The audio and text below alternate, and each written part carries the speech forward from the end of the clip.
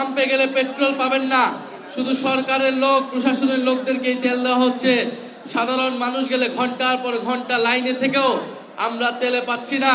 এই যে আমরা বিভাগীয় সফরে বের হয়েছি, আমরা বিভিন্ন পাম্পে যাচ্ছি, কিন্তু আমরা তেল পাচ্ছি না। পুরা গ্লোবালি এই তেলের সংকট, জ্বালানির সংকট, বাংলাদেশের উপর অর্থনৈতিক চাপ আসতেছে। সেই চাপ মোকাবেলায় যদি বাংলাদেশের জনগণ সহায়তা না করে, যদি বাংলাদেশের সকল রাজনৈতিক পক্ষ ঐক্যবদ্ধ না থাকে, বাংলাদেশ অনেক ক্রাইসিসে পড়তে যাচ্ছে। যদি সরকার মনে করে এই সকল সংকট তারা একা মোকাবেলা করবে, তাহলে তারা ভুল করছে। কিন্তু আমরা দেখছি তারা বিভাজন তৈরি করছে, তারা মামলা হামলার পথে হাঁটছে এবং তারা সংস্কারের বিপক্ষে, বিচারের বিপক্ষে দাঁড়িয়েছে। আজকে এক শহীদ পরিবারের মা এসেছেন, আরো অনেক জুলাই যোদ্ধারা এখানে এসেছেন। আমরা দেখছি এই সরকার আসার পরে ট্রাইব্যুনালের চিফ প্রসিকিউটরকে পাল্টে দেওয়া হয়েছে। কেন পাল্টে দেওয়া হলো আমরা জানি না। একজন দলীয় ব্যক্তিকে, একজন অযোগ্য ব্যক্তিকে চিফ প্রসিকিউটর দিয়ে এই বিচার, এই জুলাই গণহত্যার বিচারকে প্রশ্নবিদ্ধ করার চেষ্টা করা হচ্ছে। আমরা অপেক্ষা করছি আর কিছুদিন। আমরা চেয়েছি 16 বছর পরে সংসদ কার্যকর হবে, সংসদ এবং রাজপথে বিরোধী দল ভূমিকা রাখবে, সরকার ভূমিকা রাখবে। কিন্তু আমরা দেখতে পাচ্ছি ক্রমাগত এই সরকারের খোলস আসছে, এই সরকারের যে মুখ, আসল মুখ সবার সামনে স্পষ্ট হচ্ছে। আজকে তারা মামলা দিয়ে সেটি আবারও স্পষ্ট করেছে যে তারা পুরনো আওয়ামী কায়দাতেই কাজ করবে। তারা যদি আওয়ামী কায়দাতেই কাজ করে, তাহলে আমাদেরকেও সেই কায়দাতেই যেতে হবে, গণ অভ্যুত্থানের কায়দাতে আমাদেরকে যেতে হবে। কিন্তু আমরা বিএনপিকে আওয়ামী লীগের মতো ট্রিট করতে চাই না। বিএনপি জুলাই গণ অভ্যুত্থানের শক্তি হিসেবে আমাদের সাথে, আমরা একসাথে রাজপথে ছিলাম।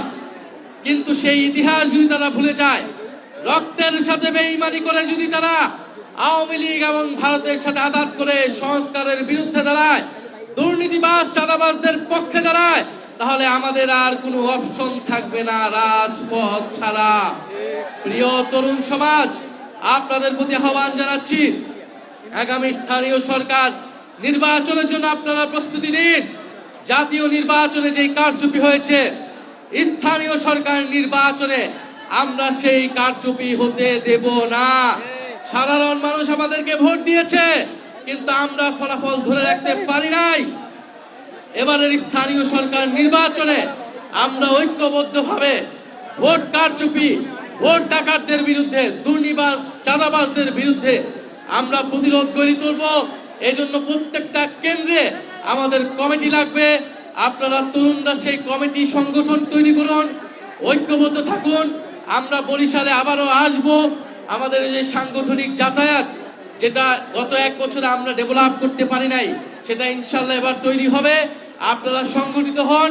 আমরা স্থানীয় সরকার নির্বাচনের জন্য আমরা প্রস্তুতি নিচ্ছি এবং আপনার এলাকায় চাঁদাবাজদের বিরুদ্ধে, সন্ত্রাসী দখলদারদের বিরুদ্ধে আপনারা প্রতিরোধ তৈরি করুন।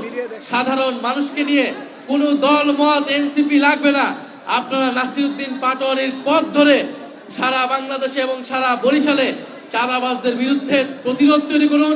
সাধারণ মানুষের পাশে দাঁড়ান, লাঠি হাতে নিয়ে থাকুন। যেই দোকানে চাঁদা দিতে আসবে, দোকানদার সহ সবাইকে ঐক্যবদ্ধ করে সেই চাঁদাবাজদেরকে এলাকা ছাড়া করুন। ইনশাআল্লাহ জনগণ আমাদের পক্ষে থাকবে। জনগণ এবারের নির্বাচনে আমাদের পক্ষে ছিল, সামনের দিনগুলোতে আমাদের পক্ষে থাকবে। আপনাদের সাথে আবারও দেখা হবে। ইনকিলাব ইনকিলাব।